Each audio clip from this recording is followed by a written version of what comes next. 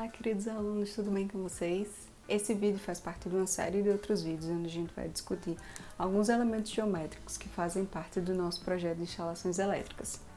Você já parou para pensar como é que o eletricista sabe, por exemplo, que naquele ponto o projetista pensou em colocar um interruptor e não uma tomada? E o ponto de iluminação, como é que ele sabe onde é que vai ser posicionado? Isso a gente vai aprender hoje nessa aula sobre simbologia falando do círculo.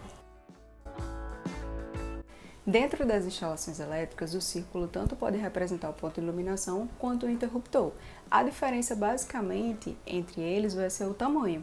O ponto de iluminação é representado por um círculo maior, que pode ser dividido em várias partes, em 3 partes, e o interruptor também é representado por um círculo, só que um círculo menor que pode ser dividido em 1, 2, 3 partes, dependendo da quantidade de teclas que ele tenha, ou pode ser pintado dependendo se um par acende o mesmo ponto de iluminação. Esse slide representa bem as possibilidades de utilização do círculo para a representação. Esses 2 primeiros desenhos representam os pontos de iluminação no teto, e ao lado a gente tem a representação na parede utilizando o semicírculo.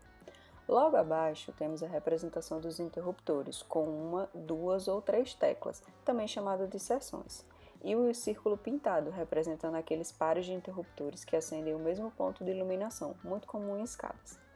Mas aí você se pergunta, eu sou obrigada a utilizar esses símbolos? Bom, obrigado não é, mas eu recomendo fortemente que você utilize para não confundir o eletricista na hora da execução.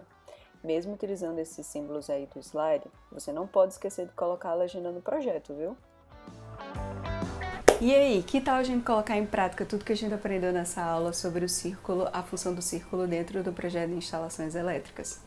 Vamos desenhar um croquis da nossa casa, bem bonito, e marcar todos os pontos de iluminação e os pontos de interruptor que existem nela.